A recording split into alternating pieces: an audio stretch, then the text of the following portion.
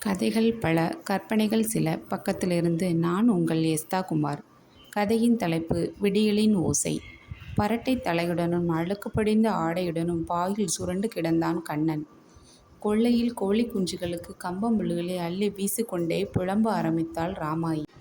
ஏண்டா, எத்தனை நாளைக்கு தான் அந்த சிரிக்கி மவளை நினச்சிக்கிட்டே இப்படியே கிடப்ப?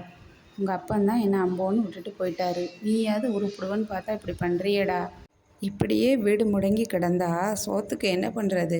உங்கள் அப்பன் சேர்த்து வச்ச சொத்தை நான் என்ன வீட்டிலேருந்து தின்னுப்புட்டாயிருக்கேன்? பண்ணையார் வயல் வேலைக்கு இளைஞரிக்கையலா போகிறாளுக, என்னைய வேண்டான்னு சொல்கிறாளுக. இந்த ராமையா வயலுக்குத்தான் போகணும். அவனும் கை விளங்கி கூலி தரமாட்டான். எத்தனை நாளைக்கு தான் நானும் இப்படி பாடுபடுறது? படிப்பு முடித்து 2 வருஷம் ஆச்சு, இன்னும் வேலைக்கு போன பாடில்லை என்று புலம்பிக் கொண்டே கண்ணன் அருகில் வந்து நின்றாள் தாயார் ராமாயி.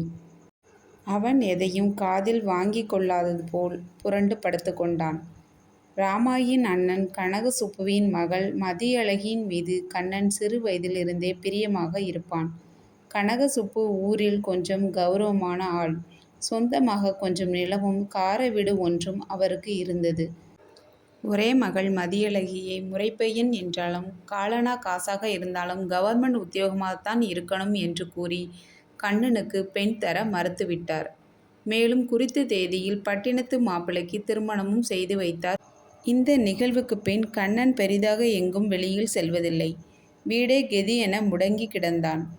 கண்ணன் படிப்பு முடிந்து 2 வருடமாக கவர்மெண்ட் வேலைகளுக்கு அப்ளை செய்வதும் தேர்வு எழுதுமாக இருந்தான். ஆனால் வேலை கிடைத்த பாடில்லை.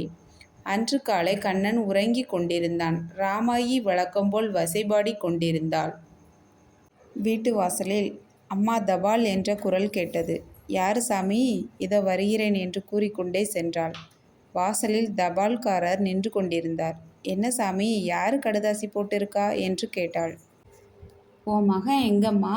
அது எங்க காலையில் எந்திரிச்சிச்சு தூங்கிக்கிட்டு கிடக்கான் என்றாள். உன் மகனுக்கு கவர்மெண்ட் உத்தியோகம் கிடைச்சிருக்கு, அதுக்கு ஆர்டர் வந்திருக்கு, அவனை வர சொல்லி என்றாள் உரக்க குரலில். ஆத்தி, அப்படியா சாமி என்று கையெடுத்து கும்பிட்டாள் ராமாயி.